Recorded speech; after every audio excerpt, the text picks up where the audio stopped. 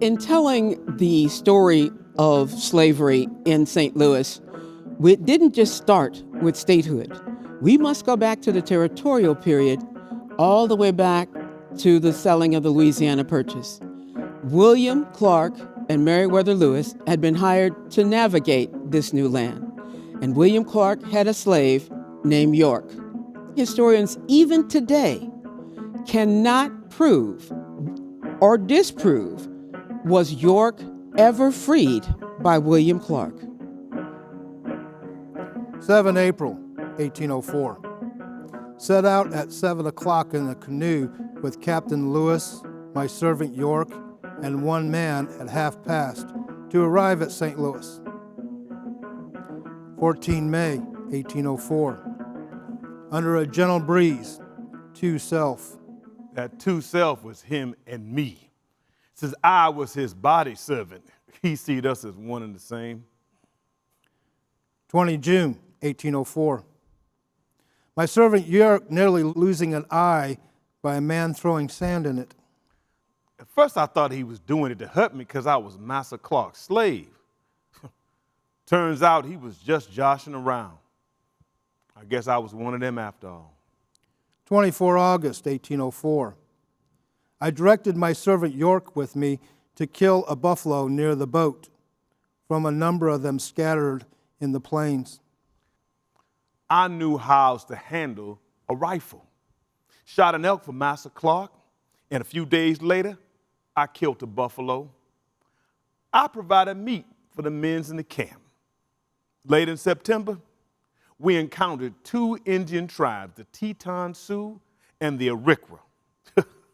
Massa Clark had a time with them. Me, I just watches to see what happens. They didn't bother me none. The second chief was very insolent, both in words and gestures. I felt myself compelled to draw my sword.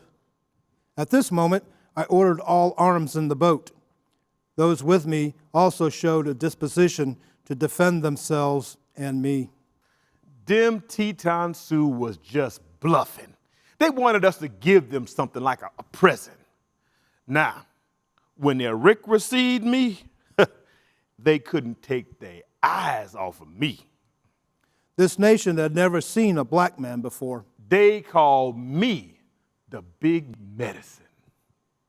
All flocked around him and examined him from top to toe. The children would follow after him.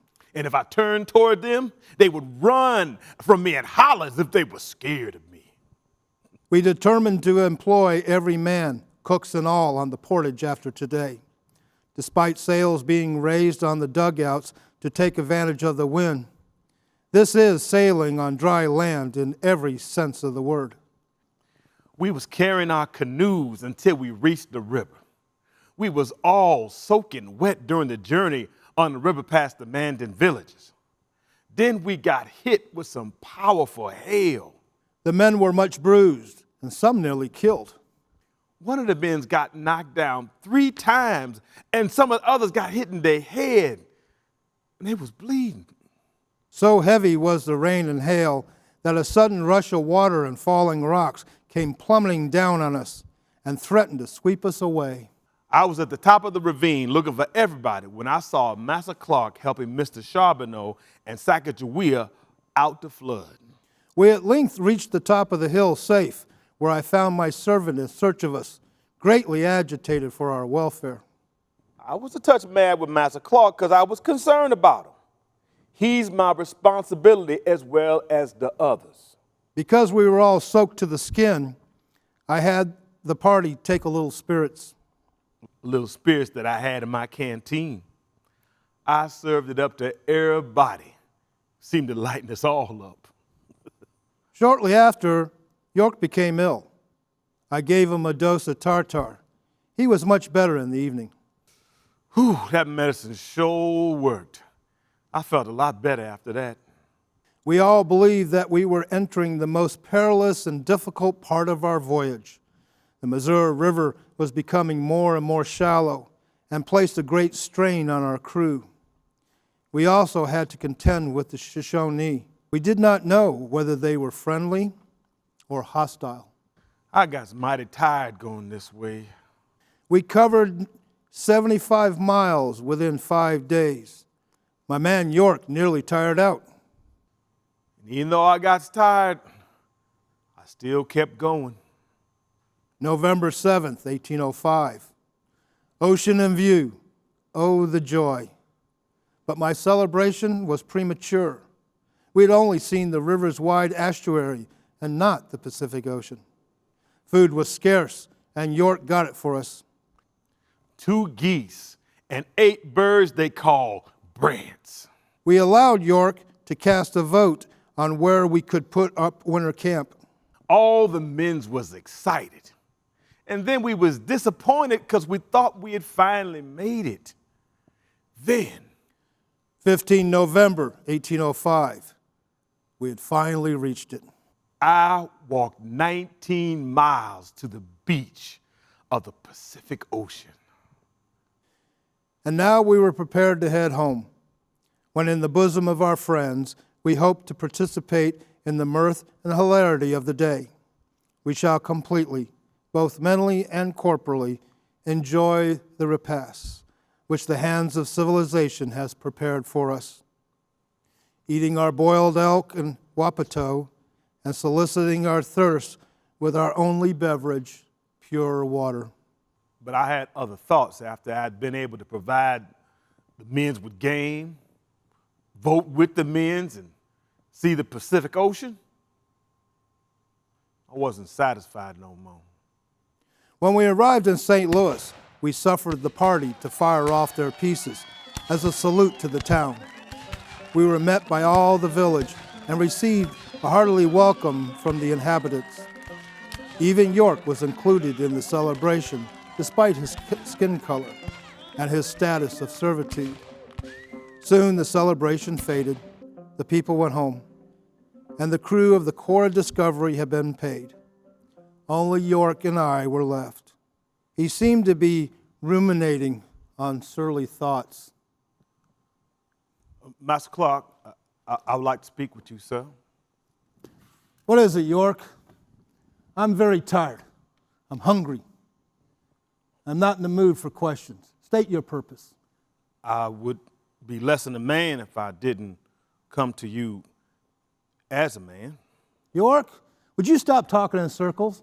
Out with it. What do you have to say for yourself? It's about what I'm owed. What you're owed? I don't quite understand. Owed? Are you speaking of compensation? Yes, sir. You owe me something. I earned my keep on this here expedition, just like all the other men folks. I deserves my freedom, Master Clark. You were supposed to do those things, York. You are my body servant. Those are the duties of one's body servant. And when you got sick, I swam across that river to get you some herbs so you could feel better. Don't you dare use that tone with me, York. I don't owe you anything. I knew this was going to happen when we got to St. Louis. You're never satisfied.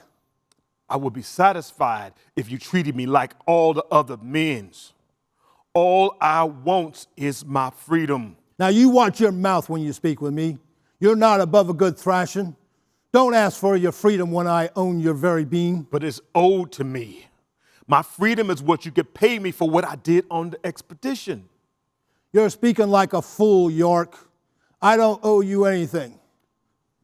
I am the master. You are the slave. That's the way it is. That's the way it's always going to be. We will not speak of this anymore. Master Clark, could I at least go to Louisville to see my wife? I work to earn my keep. I could even send the money that I earned back to you. Please, sir. No.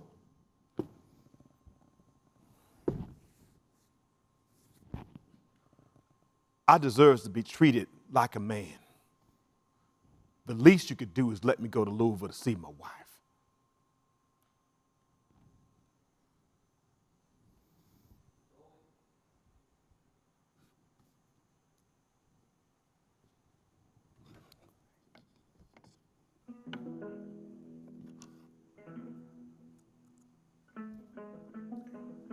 Dear Jonathan, permit him to stay a few weeks with his wife. He is serviceable to me at this place. I am determined not to gratify him and have directed him to return. If any attempt is made by York to run off or refuse to perform his duty as a slave,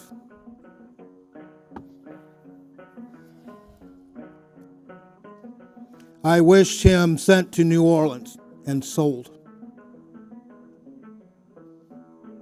or hired out to some severe master until he thinks better of such conduct. And from that day on, we never see eye to eye ever again. Master Clark never did give me my freedom like that man Ben, but I was able to make it. Saw my wife in Louisville for a little while, but her master moved her to Natchez, Mississippi.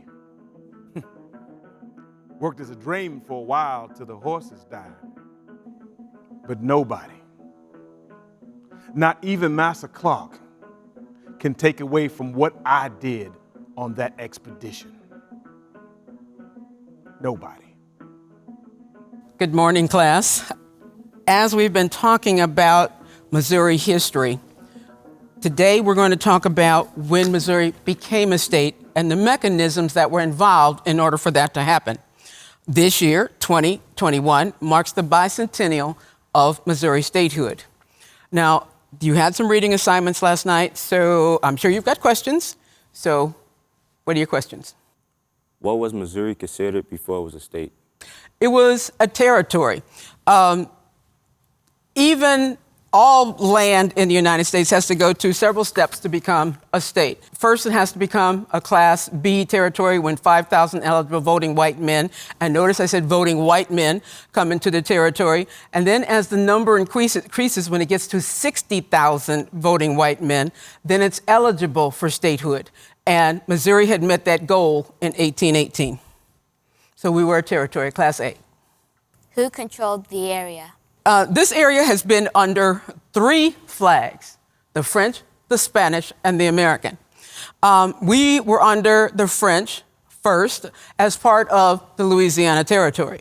If you look at the map over there, the yellow part, when you can see the 5 states that are Michigan, Illinois, Indiana, Ohio, that was at one time all Canada.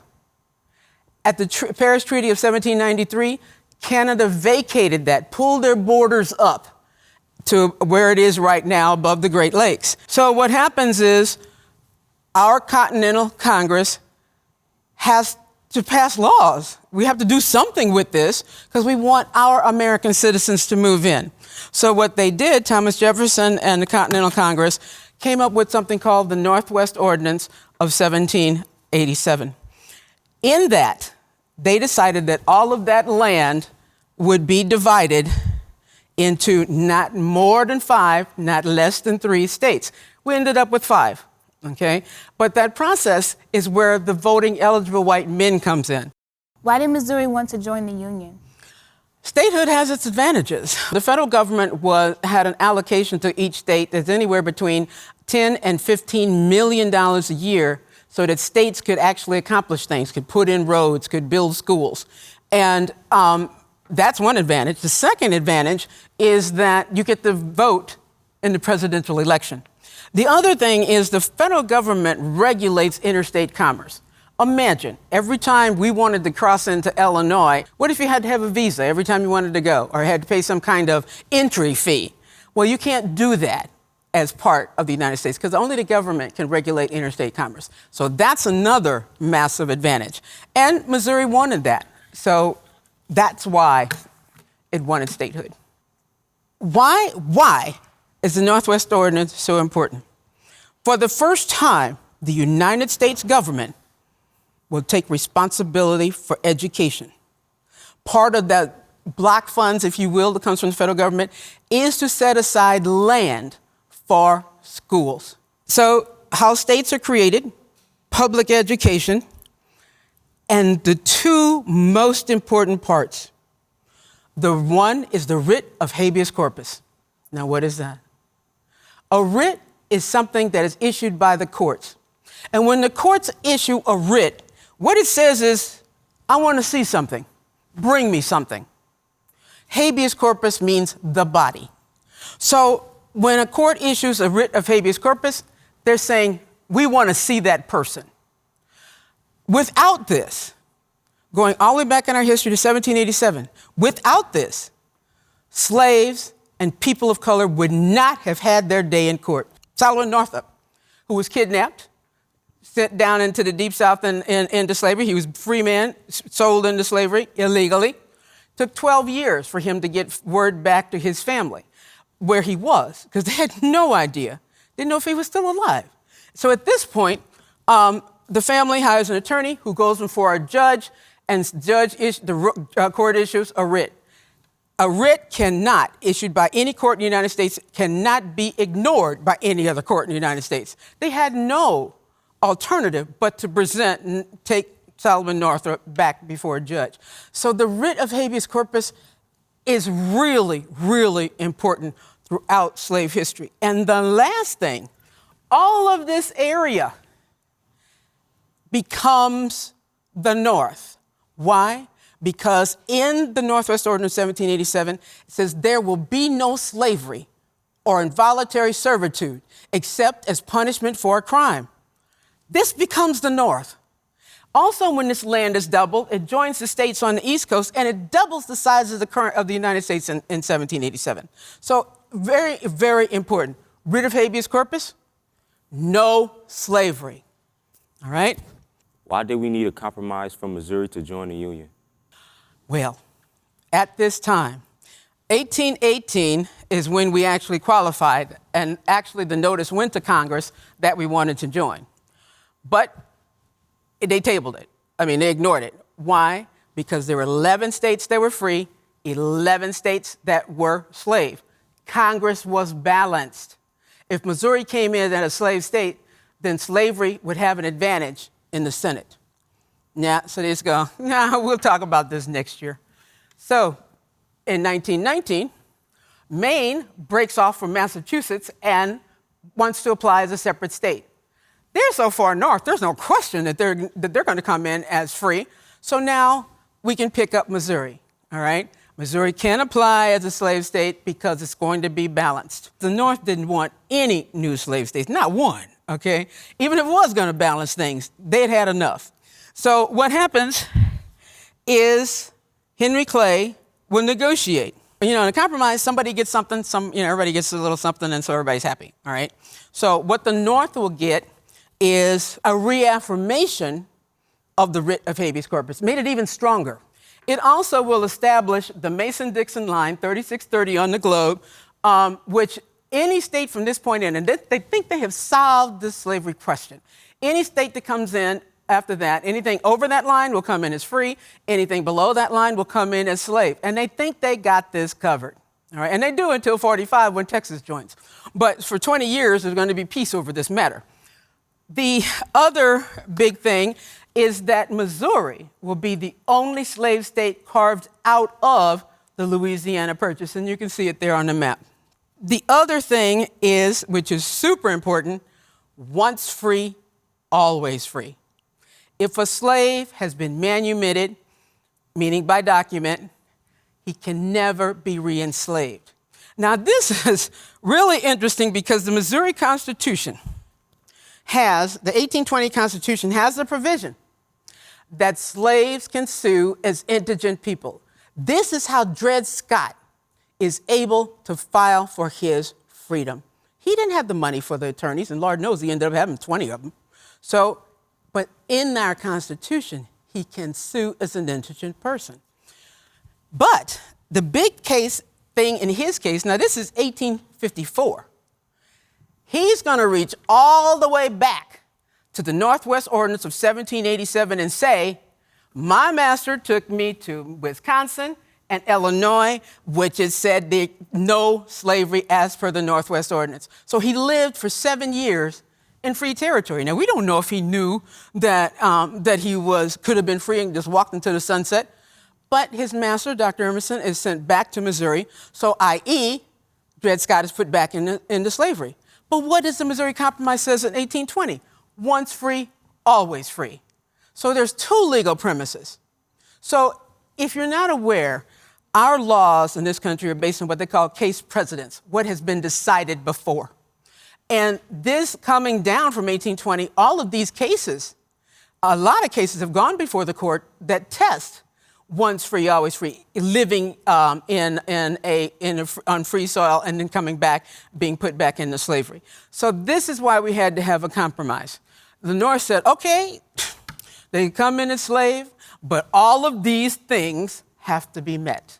And Congress is still balanced. Maine will become the 23rd state, Missouri will become the 24th state.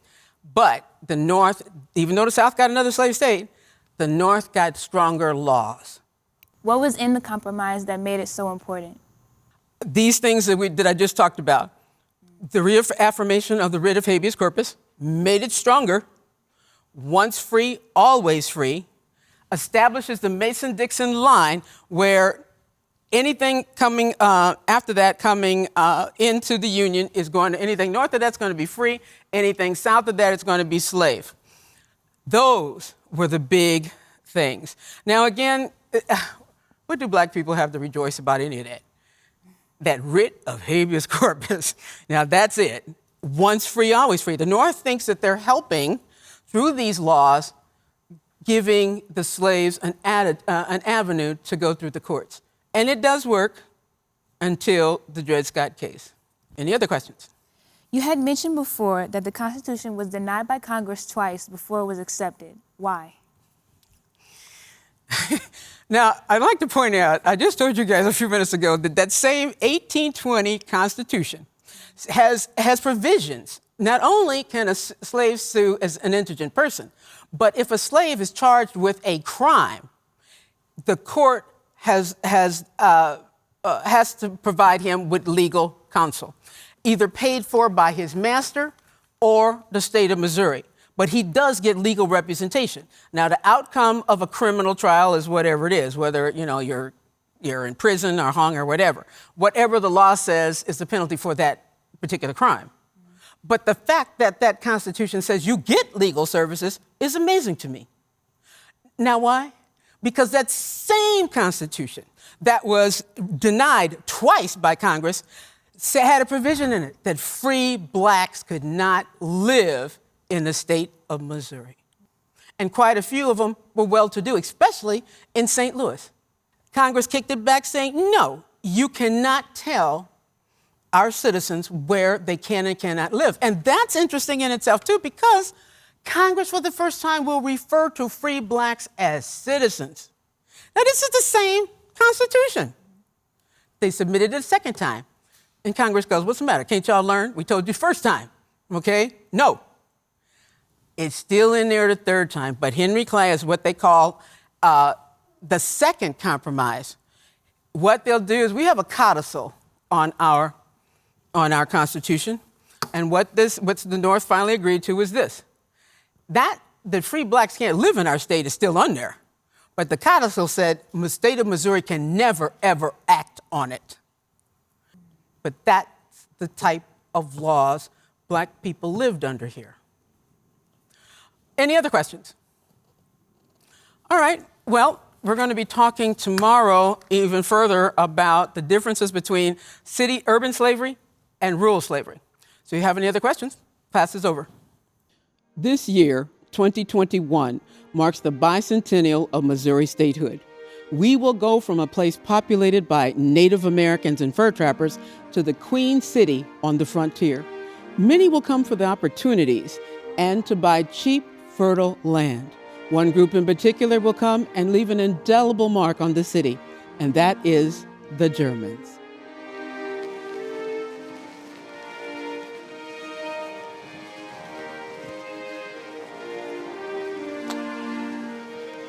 In 1819, a German attorney named Gottfried Juden would purchase 89 acres of land. He had come to Missouri because of Daniel Boone, who he'd read about as a small child.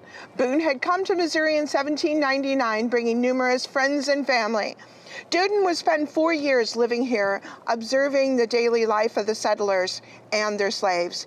In 1829, he returned to Germany and wrote a small book called A Report on a Journey to the Western States of North America. This small book had a huge impact in Germany, but its greatest impact was on the enslaved people that lived in Missouri, and in so many ways. The Germans came because of freedom. They had studied the American Constitution, and they knew that all men were created equal.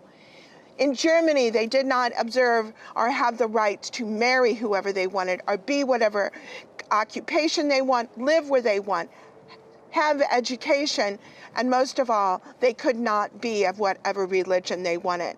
Here in Missouri, they enjoyed those freedoms, but not all were free. In Germany, the aristocracy ruled. There were kings and princes and dukes. In America, we elected our rulers. But we did have an aristocracy, the slave owners, whose wealth was the property that was human flesh. These slaves were free labor, a workforce that the Germans could not compete with. Missouri was their new home, and they intended to stay. They would write letters home urging more to come, and they had to make changes. 120,000 Germans would come to America in the 1830s alone. Of those 120,000, 1/3 of those, 40,000, would come to the state of Missouri, with 10,000 of those coming to St. Louis. They were familiar with rebellion. They had served in the revolutions, and they were willing to defy. They were willing to teach the blacks how to read and how to write. They even taught them how to speak German. Squire Clay in New Haven, Missouri, was called the Black Deutschman because he could speak German. The slave owners could not speak German. Newspapers were published. The German abolitionists like Friedrich Minch would write stories of the horrors of slavery. The Lichterfront would translate Uncle Tom's Cabin for its German readers. They would fight, and they would help with the Underground Railroad. In Augusta, one German turned in a fugitive slave to the slave patrol, and by the next day he was removed from the school board and ostracized forever. By 1861, Lincoln was elected president. However, this was the only city of its size in America, in a slave state, that would do so. The Civil War began with the incident of Camp Jackson, and there would be 2,000 troops. Of those 2,000 troops, only 400 of them were not German. And the Germans had come from as far away as Cincinnati and Milwaukee. The Germans would work as regimental leaders, helping the U.S. colored troops at a reduced pay simply because they were colored troops. The Germans would help the contraband camps. They would take offices in the government and work to make change. Arnold Krekel had come as a 17-year-old in 1832 to Missouri. He started out as an attorney. He became a provost marshal and a lieutenant colonel in the Union Army. And by 1865, he was elected president of Missouri's Constitutional Convention, and he was the first to sign Missouri's Emancipation Proclamation on January 11, 1865. He had come to Missouri because his father was a close friend of Duden, and because of that book.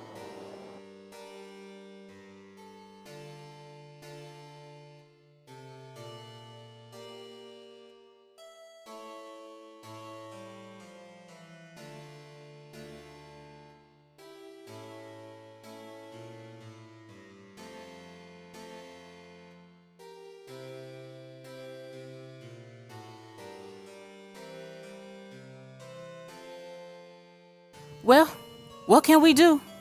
They poured into Seville like rats running from water. First it was the Kentucks. Now they drag their families with them. I fear for our cultured way of life. They seem to have no time for life, and they certainly seem to take no joy from it. Have you seen the latest codes they have posted? If a slave were to come to any of our balls, we would be fined $10 for each one that isn't supposed to be there. and no white can attend a Negro ball without the government's permission. That means, Tante, that you and I would have to have permission to celebrate family events. And you are my aunt. You heard what happened to Mr. Poppet, didn't you? His daughter still belongs to George, the miller. But there has never been any problem about Poppet's daughter attending any parties with her father. Now, if he brings her to your house this Easter, you would be fined, and he would have to have permission. I had not heard. What did the patrol do? Mr. Poppet was walking her home when the patrol stops him. They asked him if he was her owner. He said he was her father, and he was walking her home. They asked if she was a slave. He said again he was her father, and he was walking her home. He did recognize one of the patrol, that he was praying the man didn't say anything, and he didn't. So Mr. Poppet was able to take her back to George's. A letter arrived from Marie Rose on Tuesday's packet. She says that the New Orleans paper printed a quote from Thomas Jefferson. He wrote that Catholicism was the lowest grade of ignorance, and history cannot furnish one example of a priest-ridden people maintaining a free civil government. Sacre bleu. That man knows no bounds. The Gaul attacking our religion. Those papas, Protestants and their dour looks. And overly critical of us, the very people who made this city. Yes, I know. It is sad what is happening to all our Indian friends. Spotted Elk was on the road the other day, and he told me that the Osage are being pressured into giving up their summer hunting grounds so that white settlers can have them. He said the chiefs think it might be for the best, since the American policy is the Virginia lie. Qu'est-ce que c'est? What is that? It is apparently the way that Virginians, like Jefferson, conduct their affairs, smiling in your face and then stabbing you in the back. They know that things will never be the way they were when we or the Spanish were in charge. With all these bullies pouring into the valley, it's a wonder that they still let us trade with them at all. Well, our problems are bigger. I have heard the things that they want to have in this new constitution. I have been following the talk about the new laws about us gens de couleur. You know, they are adding language that says we can't live in the state. They don't want free people of color living here. I have heard that too. Can they do that? Evict us from our homes? My grandmother came here from an Illinois county where there once 20 houses. I have more right to live here than they do. You have rights, yes, for being on the property that was given to you by your French grandparents. But they are giving you no rights because of your father. What does he have to do with anything? The new laws state that anyone who is 1/4 black is now black. It seems they have to have a law for everything. They're leaving nothing to chance. In your case, madame, even though with your grandparents on both sides being French, your father wasn't, even though he was free. It is so breaking enough to live under these so-called codes like the lowest rated slave. Even with all my money, I am not respected by these barbarians who don't accept the true faith. In that regard, though, you are protected. You are well educated and respected in the community. You have the means available to stand up to whatever may be coming. Well, what else are they saying? Is there going to be any exceptions as to who has to go and who can stay? Not quite sure. They have already submitted 2 drafts to Congress which were rejected. I hear they are going for a 3rd time, with the same exclusion. They do not want free Negroes living in the state. However, Congress has said that they have no right to tell citizens where they may or may not live, which is interesting in itself, as Congress refers to free blacks to be citizens. Now that is interesting. There may yet be a way out of this horrible situation. You are a threat to everything that they believe in.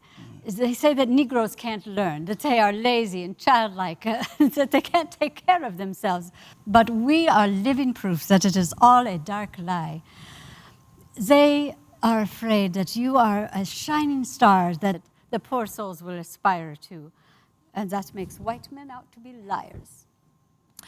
I was at the Mercantile on 3rd Street, and just as I had entered, I said, bonjour, and asked about the proprietor's family's health.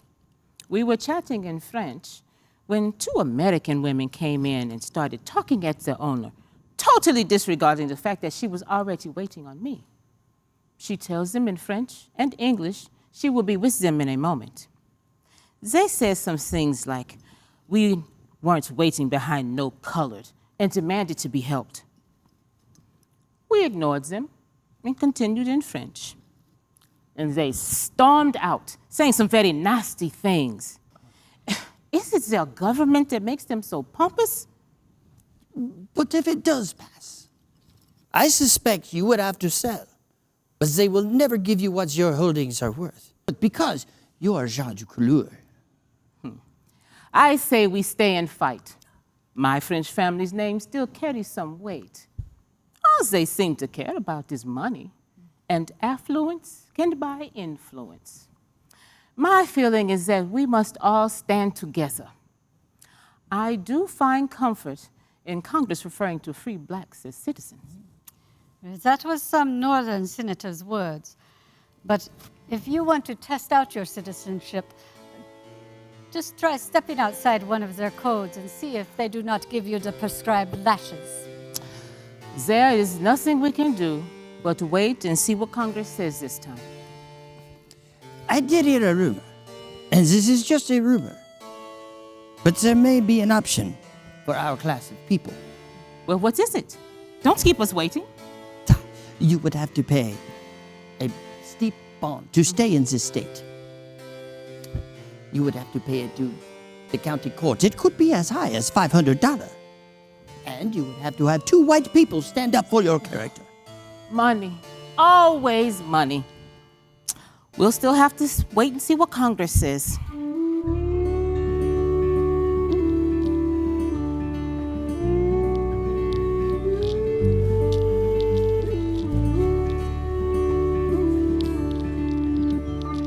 We are currently in the historic town of Marthasville, Missouri. It was founded by Dr. John Young, who, like most Kentuckians, brought their Southern culture with them, including the practice of slavery. Dr. Young brings over 30 slaves with him out of Kentucky, including a prize slave woman who had 7 children. Her name was Elizabeth, and it is alleged that her father was no other than Daniel Boone. I say alleged because Americans do not like their idols to have clay feet. 2 of Elizabeth's children will become world famous, and one of them will speak on the lecture circuit about his famous grandfather. He was her youngest child and actually a blood relative of Dr. Young. Dr. Young, needing money, will sell her and 4 of her children to a new owner, a Mr. Mansfield, and she has 2 more children by him. But that is not the story we are here to tell. It is about her last 2 Kentucky sons. It's their stories that we're going to talk about. Her youngest son, history will know as a writer, a temperance and women's rights supporter, as well as bringing the horrors of absolute slavery here in St. Louis. His name was William Wells Brown. And his brother, who was 2 years older, named Joseph, will be the only male combatant to survive the Alamo. There were 3 Americans to survive: a white woman named Suzanne, her 18-month-old daughter named Angelina, and Joe, a black slave from Missouri with an allegedly famous grandfather. This is their story. My mother's name is Elizabeth, and it's a known fact, but never spoken aloud, that her father's name was Daniel Boone. Now, my master, Dr. Young, on the advice of Daniel Boone, had removed to Missouri. Now, I was about 2, and Joe was an infant. She bore 5 other children fathered by different men by the time Dr. Young arrives and settles in Marthasville. At a young age, I was brought into the big house to be trained as a house servant. A boy about the age of 10 or 11, I heard the overseer beat my mother. She arrived 10 minutes late to the fields after the others. And just as she got started to work, the overseer, Grove Cook, commenced to giving her lashes. Now, the big house is a ways away from the field, but I heard every crack of the whip, her whimpering, her screams, but I dare not go to her. So soon after that, my master moved to a farm closer to St. Louis. Now, my mother and I were hired out. I went to Major Freeland, who ran a public house, and by turn, he practiced every form of debauchery. But it was his anger and his temper that I was afraid of. So after a few months, I just ran away. But I was caught, and they returned me to Freeland. And he tied me up in the smokehouse and beat me severely. Now his son started a fire with some tobacco stems. I could hardly breathe. Well, they cut me down. Now, this is what they call smoking. But the very worst year of my life was when I spent the year with Mr. Walker. Word was that Master was having money troubles when he moved to a new farm. It was smaller, and this was not good news for slaves. We knew someone was going to be sold. It was to be my mother, my sister Elizabeth, my brothers Leander and Milford, and myself. We were sold to a man named Isaac Mansfield. He owned a factory and tin store on 1st Street in St. Louis. In a matter of weeks, Mansfield hired out my mother.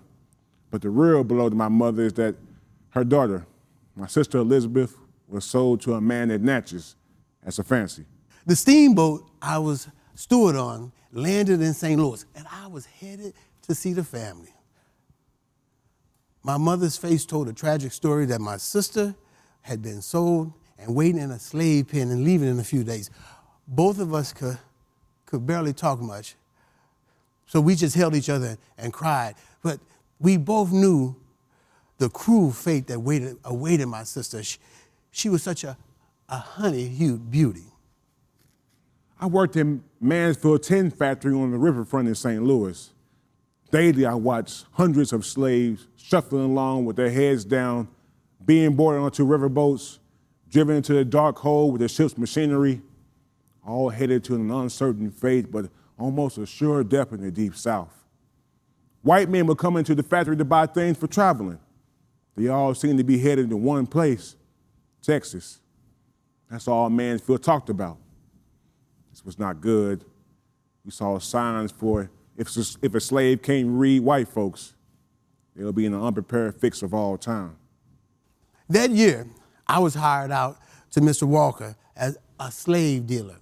I was now in the capacity as a soul driver, is what the slaves called them, which meant my task was to herd the slaves while on his buying trips and prepare them for sale. Now, that meant pluck the gray hairs, and if it was too many, just blacken their hair and teach them their new ages and help them memorize it and grease them up so they could shine for sale by the time we reached New Orleans. The horrors I witnessed and could do nothing.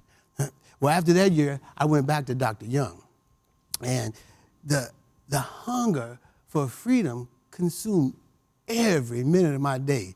I convinced my mama to run away with me, and she agreed. We got 150 miles into Illinois, and we were caught. The reward was $100 each. William and Mother, when brought back, they were put in jail. William was bailed out by Dr. Young, and he was sold to a local man named Willie. But Mansfield made Mother spend several weeks in there as he was mad that he had to pay $100 to get her out. At that time, he was busy.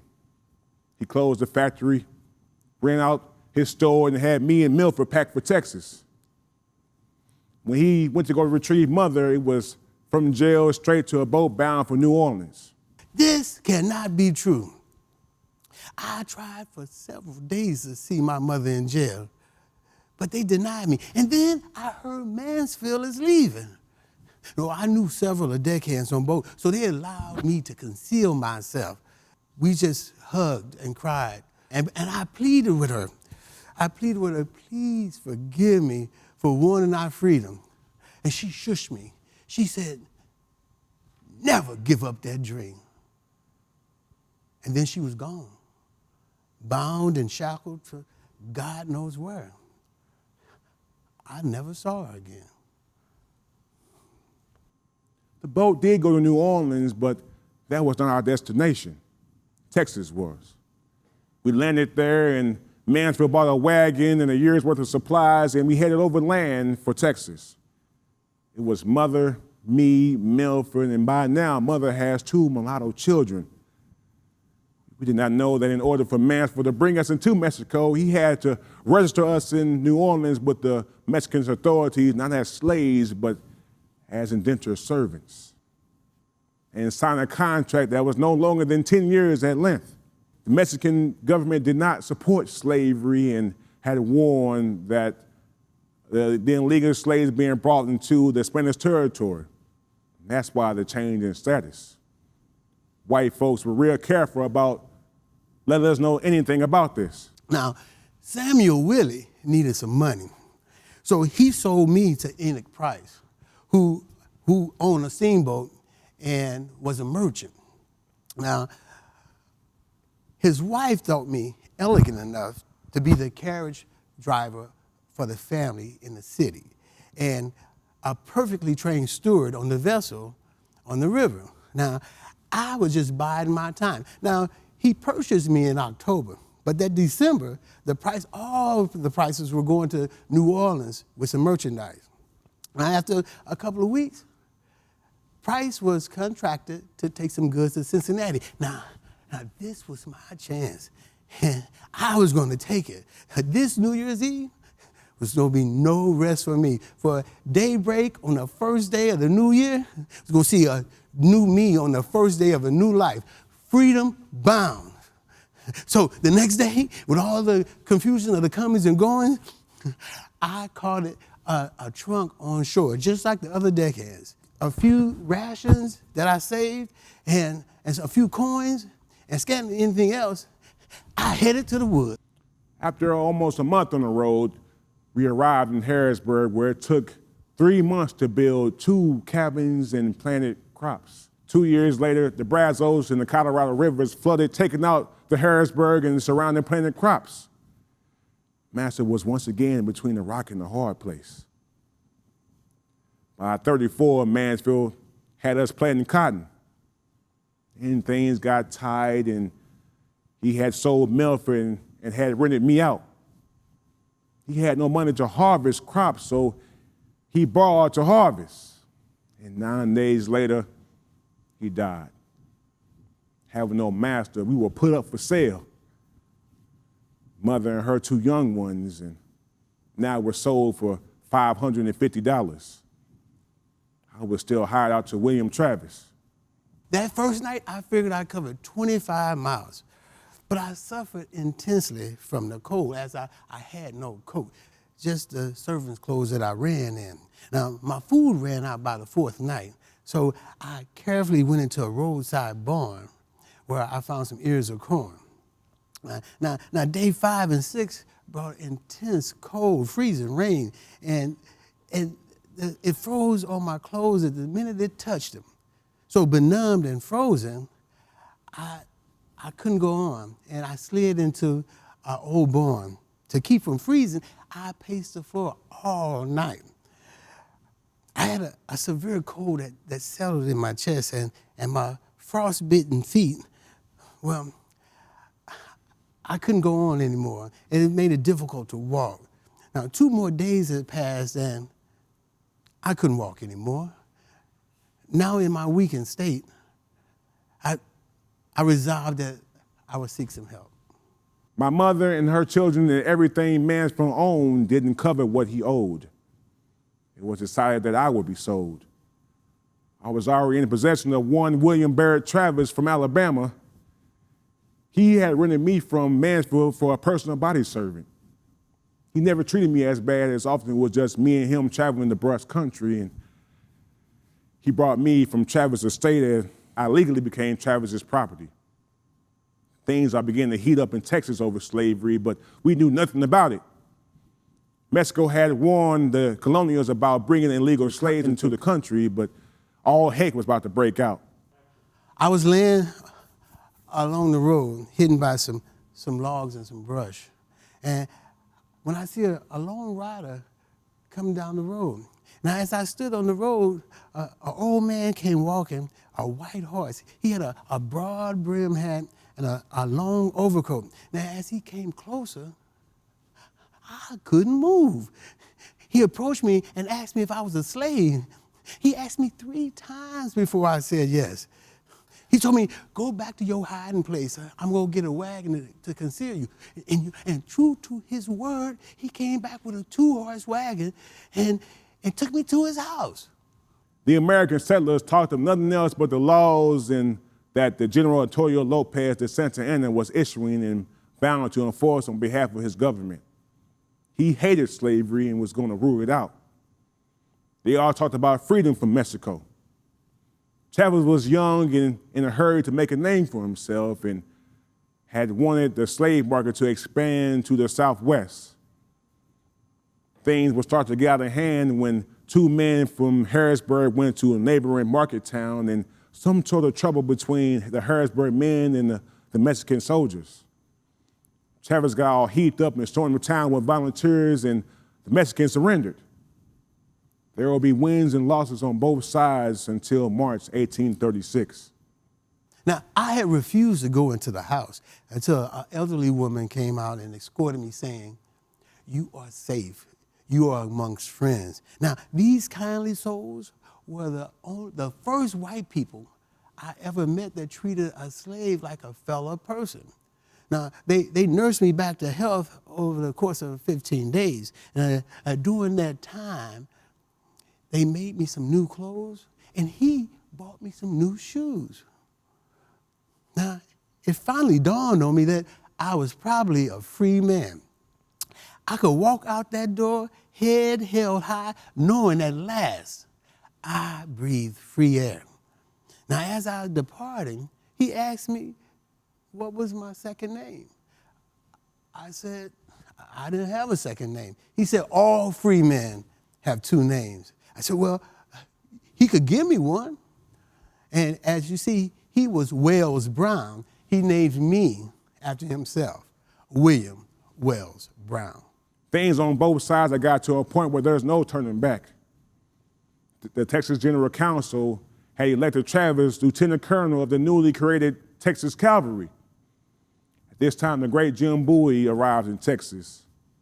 Chavez and his small army of only about 70 men were on their way to Bexar to a mission called the Alamo. Texas had run the Mexicans out and had now held it. When we get there, the scouts had already brought word that Santa Anna was coming with thousands of soldiers to teach the Texans a lesson. Defenses were not much, and Chavez set the men and local Mexicans to securing the place, all the while sending out riders with letters to other towns to send support. Each day, scouts say, Santa Anna way closer, like his army don't sleep. Being able to relax some now in Cleveland, I get a waiter job, first for room and board. Then they hire me for $12 a month. I stay until spring, and I got a position on aboard a lake steamboat. And in that, I was able to help others to Detroit or to Buffalo. Now there are those who know of the cause and always have someone on the other side to receive them. Now, from May to December, I helped 69 people make it to freedom in my capacity on that boat. The battle lasted 13 days. As a slave, I've seen mean overseers beat and brutalize slaves with various kinds of whips, or in a frenzy, taking an axe and burying the slave's head. But I could hardly believe the bloodthirsty things the Mexican army did to them Texans. It didn't matter if it was a woman or children. I saw Chavez die early in the battle. When it was over, a white woman named Susanna and her baby were the only Americans to survive other than me. I was found and soldiers took me to Santa Ana, and in a question, I told him Travis had been my master. He and some soldiers escorted me among the dead and had me identify Travis, Jim Bowie, and Davy Crockett. He spared me because he wanted me to talk other slaves into leaving their masters and joining the Mexican army, and I was put on the guard, but that night I escaped. Santa Ana allowed Susanna to live as she was carrying a message to Gonzalez as that he was coming for him. A big servant named Ben was to escort her there. I secretly followed until I deemed it safe, and she recognized me. We arrived at Gonzalez together. After the steamboat season, I decided I would stay in Buffalo and open a barbershop, though I knew nothing about the profession. I joined the Western New York Anti-Slavery Society and became a lecturer for them. Now, the lecture tour took me both to Europe to win diplomatic support for our cause. I would write many tracts and a novel, Clotilde, the President's Daughter, the first novel written by an American Negro. We get to Gonzalez and find everyone packing out and heading out trying to get away from Santa Ana. I was hailed as a hero since I was known as Travis's Negro, and I had survived. Several months later, when Santa Ana is defeated and everything settled down, I was hired out as a part of Travis's estate. There was going to be an impending sale. With everything else I had faced, the selling off of my family one at a time, William running away, murderous rampage of Spanish-speaking monsters, this was just one more thing. And I had decided the first opportunity I got, I would leave, and it came the following New Year's Eve. I had driven my master's family to a big ball, and about 3 hours into it, in which my master came out several times to check on me, he seemed to be stumbling. I figured this was time to go. So I and the Tejano groomsmen left. I had decided the only place I could go was to Travis's family in Alabama. They needed to know that the true story of what happened to him. And I would tell them that he died a hero. On relying on the North Star, it took me 41 days to go from Texas to Alabama. As I stood before him, I know I looked worse for wear, eating only what I could find, and shoes wore out, clothes in rags. His brother stared at me as they all did. And in disbelief, he started asking me a lot of questions. I can answer those and give him small details about William's home life that he could only have told me. That did it. I stayed with Travis's family the rest of my life. When James C. Travis was old and wearing out, he wanted to see where his brother died. We traveled back to San Antonio and was able to show him where his brother had died. This was about 1875 or 77. As I was running in the wilderness in conditions that should have killed me, I thought of stories of Daniel Boone. Our grandfather. Did I get that strength from him? I often wonder now, after all these years, what happened to my brothers, my sister, and Elizabeth, my mother. She always said, never give up hope of freedom. I only wish some others in the family could see me now. We hope you enjoyed this video, as it was important to us that the public knows some of what the impact of statehood meant to people of color, enslaved and free. And in this case, we cannot leave out Native Americans who were enslaved as well in early St. Louis. The Mary Meacham Committee has for 19 years endeavored to bring to light lesser known aspects of Black history as it was found in St. Louis and in the wider world. Our namesake is Mary Meacham, who against great peril to her person and freedom organized a slave escape on May 21st, 1855. We know she and her late husband were connected to the Underground Railroad, but to what larger extent, we do not know. She was active in helping her enslaved brethren through the Civil War until her death. This year, as we have in the past, commemorated her commitment to the people. And may we continue to do her work by freeing Black history from its chained, hidden past. For further information, marymeacham.org. Again, Mary Meacham, MEACHUM.org. Thank you.